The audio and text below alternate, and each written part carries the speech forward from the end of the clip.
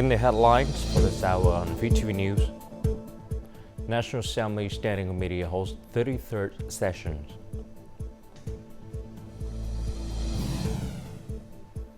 And measure taken to stabilize exchange rate.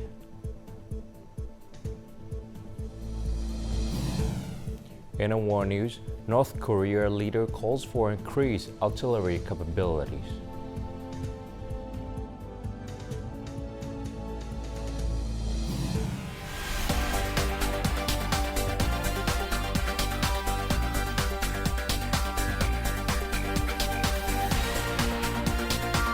Broadcasting from Hanoi, the capital of Vietnam. VTV News starts right now. Hello, it's 8 a.m. local time in Hanoi. You're watching VTV News. The National Assembly Standing Committee commenced its 33rd session in Hanoi on Monday under the leadership of National Assembly Standing Committee Deputy Chair Trần Thanh Mẫn. Deputies discussed several important issues and plans. More to follow. Deputies appreciated government efforts in last year's socio-economic development and state budget tasks and their related plans in the first months of 2024. These efforts include stabilizing the macroeconomy, controlling inflation, enhancing public investment capital disbursement, and advancing transport infrastructure construction. The government has taken steps to address the limitations of 2023, and the indices have shown significant improvement in the first 4 months of this year. This shows that the government's directives and the policy responses of ministries are on the right track and highly effective.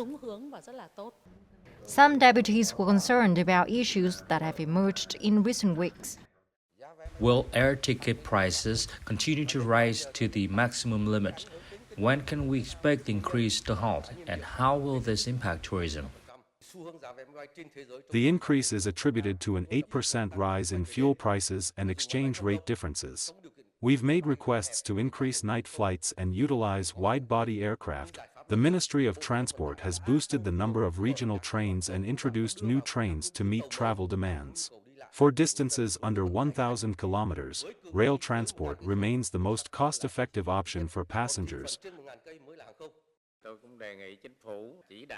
I propose the government closely monitor development both domestically and internationally, and develop timely and flexible plans to balance the objective of promoting growth and controlling inflation. Additionally, I propose an urgent and a comprehensive evaluation of the result on the implementation of solutions for managing the gold market. The government and Prime Minister have issued several telegrams outlining appropriate solutions. While there have been recent changes, we must continue monitoring closely. For instance, invoices for gasoline trading must be issued, and price listings should be provided. Any signs of price manipulation should be promptly reported to the Ministry of Public Security for handling. The National Assembly Standing Committee also gave opinions on the medium-term public investment plan using the state budget for the 2021 to 2025 period and the 2024 capital plan for the tasks and projects using the additional revenue of the 2022 central budget. Secretary of the Party Central Committee and head of the Central Communication and Education Committee, Nguyễn Trọng Nghĩa, expressed appreciation for the achievement made by the Party Committee and the people of An Giang Province in the past 40 years. This was during a survey sessions with the An Giang Provincial Party Committee. An Giang progress is attributed to their dedications and innovations and the diligent implementation of Party Congress Resolution 13. Nguyễn Trọng Nghĩa recommended that the province persist in its effort to enhance the construction and rectifications of the party and its political systems, emphasizing the importance of prioritizing infrastructure development and strengthening the community bonds. Furthermore, he stressed the necessity of administrative reforms and fostering growth in infrastructure, culture, society, and human resources. The delegation documented and synthesized the province recommendations to be presented to the subcommittee of the 14 Party Congress documents. The delegation also took the opportunity to visit and offer gifts to families of policy beneficiaries and students from disadvantaged backgrounds in Thoại Sơn district. Secretary of the Party Central Committee and Chairman of the Party Central Committee's Commission for External Relations, Lê Hoài Trung, received assistant ministers of the Communist Party of China Central Committee's International Department, Zhao Shitong, in Hanoi on Monday.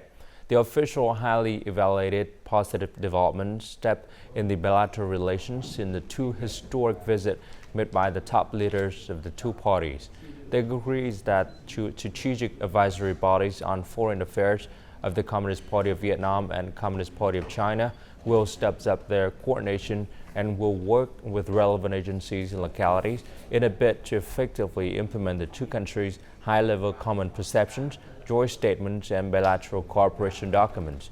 Earlier, both sides discussed cooperation orientations between the two agencies and the promotions of exchanges through the party channel in the time to come.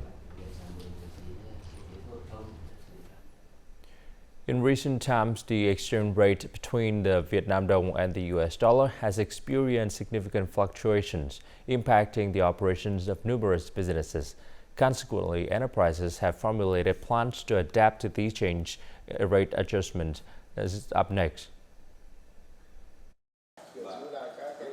As a business importing raw consumer electronic accessories, exchange rate fluctuations require recalculating business plans.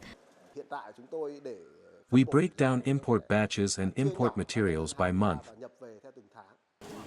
The U.S. Federal Reserve maintains current U.S. dollar interest rates without any indication of reduction. This has bolstered the U.S. dollar against currencies like the Thai baht, Japanese yen, and South Korean won.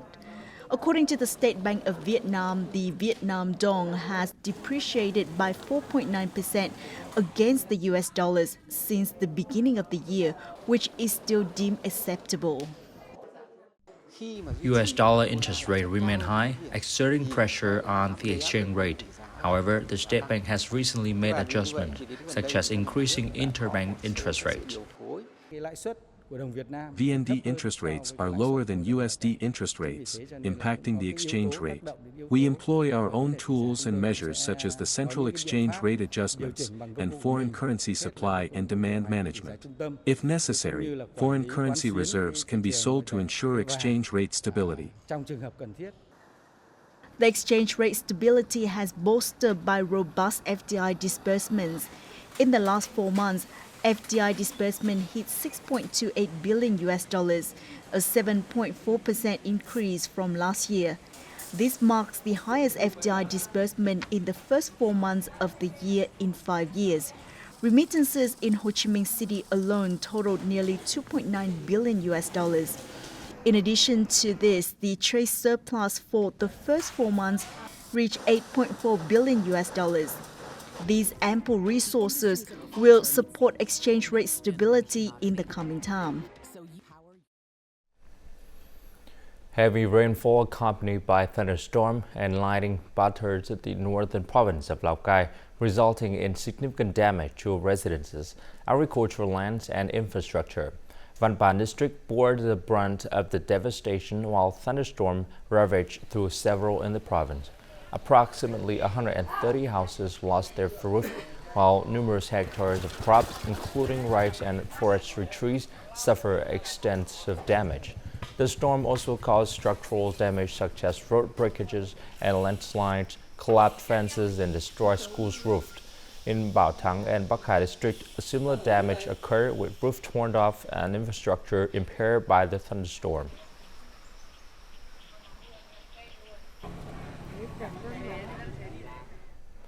Hà Giang province is taking proactive steps to address water shortages by constructing artificial lakes across 4 districts on Đồng Văn Karst Plateau.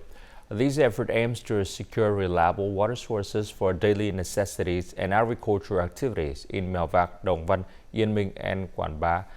The province has initiated the construction of 14 lakes, boasting a combined capacity exceeding 76,000 cubic meters, benefiting nearly 17,000 residents.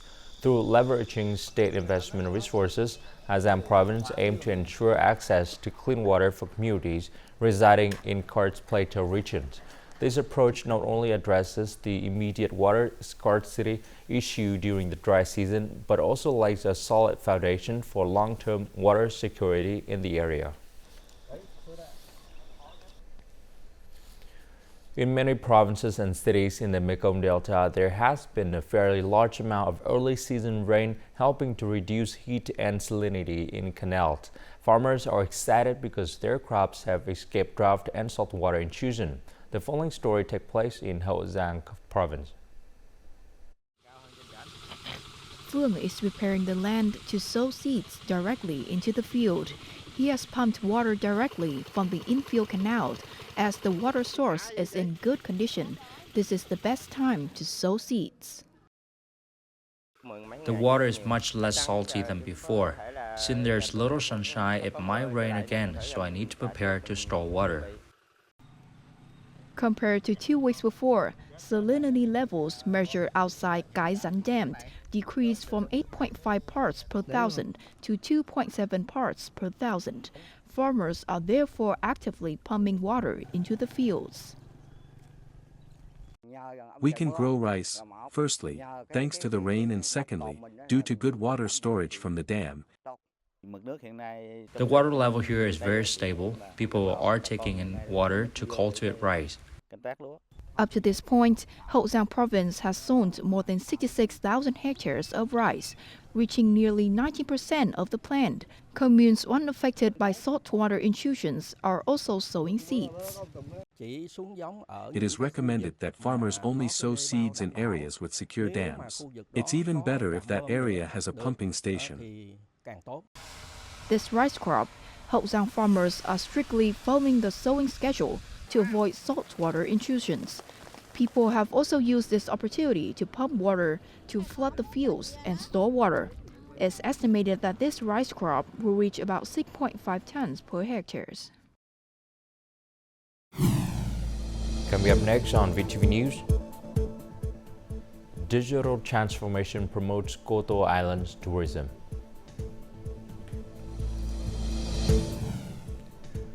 And Vietnam secures multiple nominations at 2024 World Travel Awards.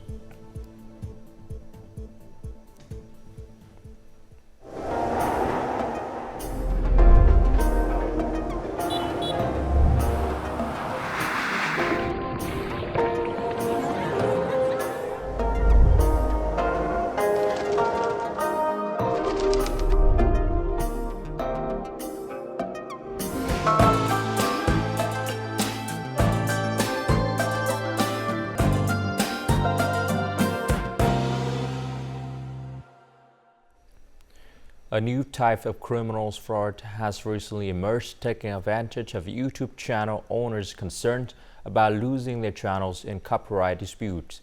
These organizations use fake documents to file copyright complaints, pressuring many YouTube channels owners in Vietnam to spend money quickly to remove copyright infringement warnings from the platform. In early March, this YouTube channel faced copyright infringement warnings after a complaint from a foreign entity. Promptly, the platform removed some of the videos, as per YouTube's regulations stipulating that videos are blocked from interaction during copyright disputes. To prevent prolonged disputes, channel owners paid the foreign entity to remove the warnings. They sent us a lawsuit demanding compensation of over $19.6 thousand US, which is a significant amount of money.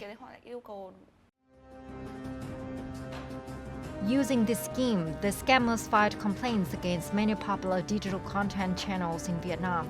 The documents provided showed signs of falsification, including inconsistent information and the invalid signature of a judge who retired 2 years ago.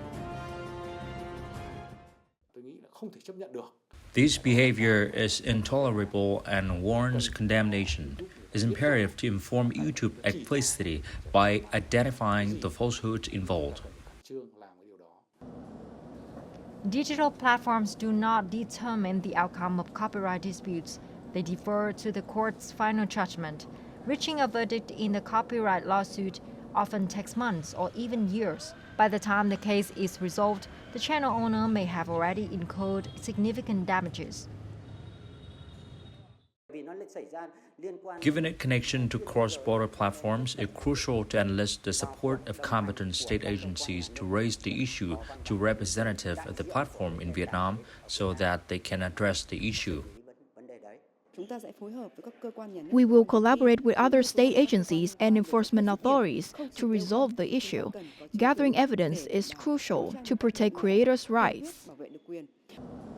The risk of digital content creators falling victim to scams disguised as copyright complaints is on the rise.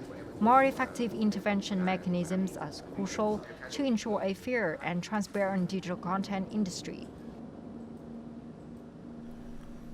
The global animal welfare organization Phie, in collaboration with authorities, had just rescued the last black bear that was kept in captivity for nearly 20 years on a farm in Bình Dương province. The bear has received intensive medical care from the veterinary team and is currently being transported to the Ninh Bình Bear Conservation Facility. This facility is implementing a sustainable tourism model combined with experiential education to raise awareness about conservation. Visitors have the opportunity to witness the bear care process and their recovery.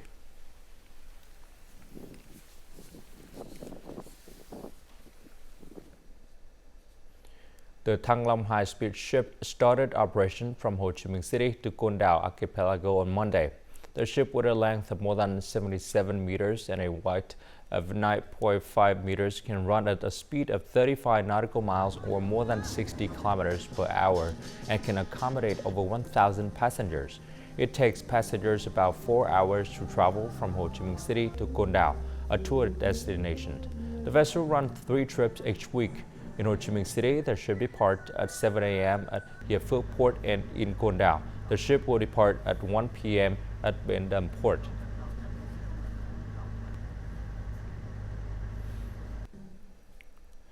Directive 08 of the Prime Minister on comprehensive, rapid and sustainable tourism development has specified that localities need to develop a shared digital database on tourism and business management and establish a smart tourism ecosystem.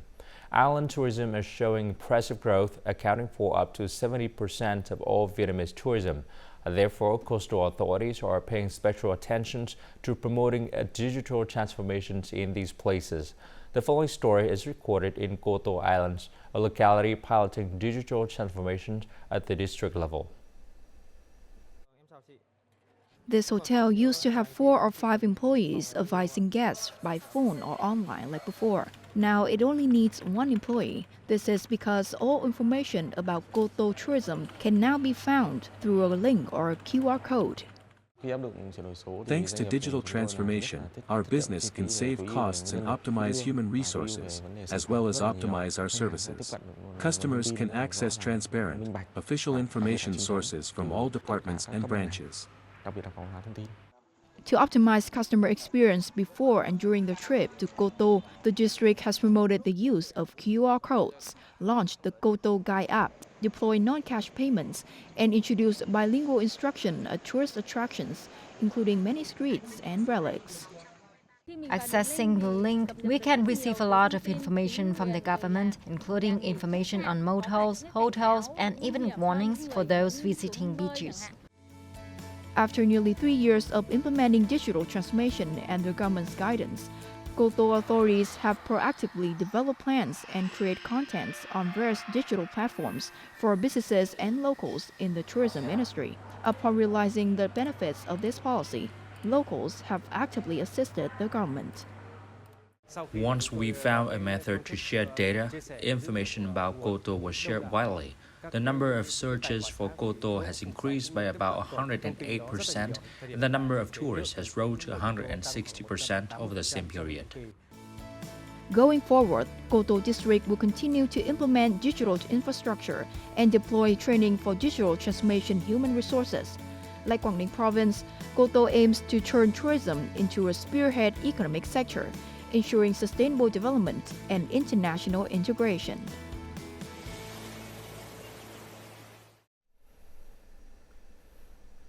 In 2023, Da Nang was ranked second among the top 11 best destinations in Asia, according to Condé Nast Traveler magazine. However, few people would know that Da Nang was once a rather barren city. Thanks to the determinations of its residents to effect change, the city has become a top destination for both locals and foreigners looking to work and settle somewhere.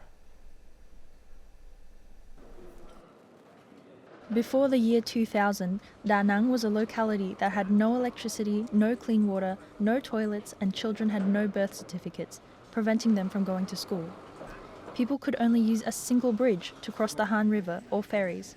Today, that is no longer the case. Da Nang is very comfortable and very worth staying in. I want to introduce this city to everyone in the world and invite them to come and enjoy all it has to offer. The city's urban space has tripled with synchronized traffic. As of 2023, the average income per capita was $4,300, ranking 5th nationally. Da Nang has become an attractive destination thanks to its pristine nature, friendly people, international cultural events, and award-winning architecture. We've only been here for a week so far. It's very good so far. At the moment, my verdict would be we would definitely come back for a longer stay. Da Nang is now among the top 10 most livable localities in the world based on infrastructure and environmental indicators. The annual average population growth rate of Da Nang is 2.5%, with tens of thousands of foreigners coming to settle down. As far as compared to anywhere else, it's almost impossible to compare it because you get all the benefits and you don't have any of the drawbacks. Culture permeates the people of Da Nang. Nothing is more worthwhile than contributing to the greater good. That's the spirit of Da Nang people. A more vibrant Da Nang is expected to soon emerge thanks to numerous urban projects. We will continue to invest in technical and social infrastructure with preferential policies to support the city's development. We aim to become a large, smart, and innovative city. After nearly 3 decades, Da Nang has become a centrally run city thanks to the determination and cooperation of people, businesses, and local authorities. Coming up next in our War News, North Korea leader calls for increased artillery capabilities. And solar storm producing aurora around the world continue.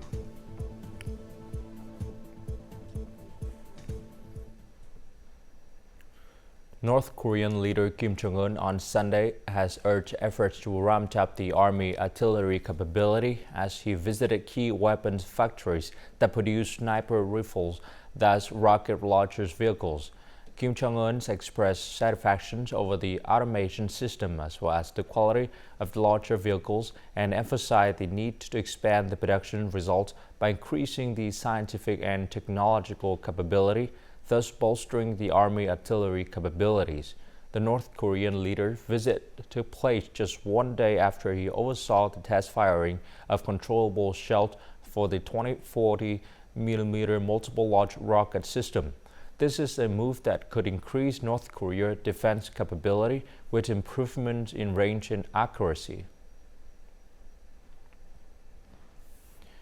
The Israeli army announced that it has opened a new humanitarian aid crossing into the Gaza Strip in coordination with the U.S. government while continuing with its plan to invade Rafah.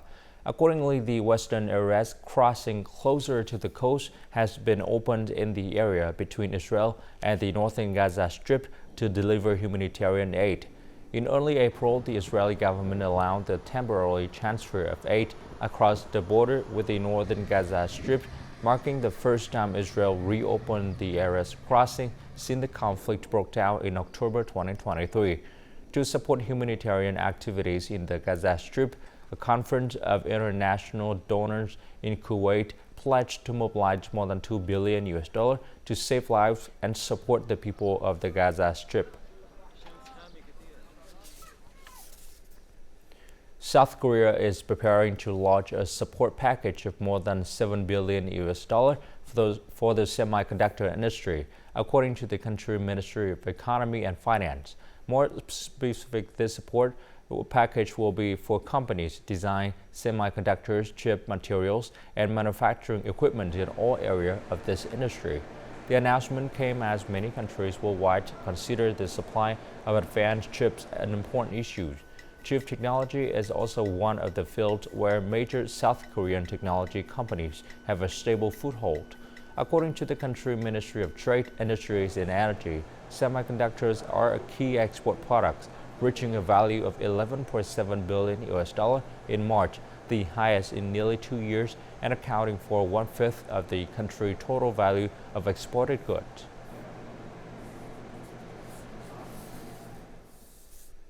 Depending on your location and weather condition, last weekend would be quite an eventful one, as an unusual amount of solar flare activity has caused aurora boreals or the northern light to appear in places where they could not normally be seen.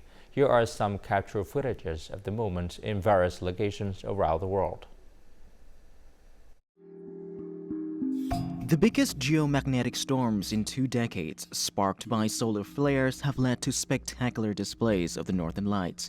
Plasma ejected toward Earth by solar flares connect to Earth's magnetic field, causing the unusual displays of the aurora that have been visible across various countries. And you get amazing aurora displays that extend normally, that where they live up in Canada and Alaska, they'll move down to lower latitudes towards the equator. So we have seen reports, from North Carolina, and I saw it here in Colorado yesterday. Technology has advanced considerably since the last major storm. Having a dedicated agency in the U.S. to help predict and track geomagnetic storms has helped mitigate the potential impact on the power grid and communications, leaving the only likely impact on the average person will be the intensity of the aurora. By making folks aware of space weather and by having a facility that's our job, we keep an eye on this stuff and let people know. There are ways to try and mitigate and work around some of these things. So if everything's going right, you won't notice a whole lot other than the aurora. That's the gift from the sun. The geomagnetic storm is likely to continue in the coming days, said the NOAA's Space Weather Prediction Center. And now, as usual, let's continue with the weather forecast.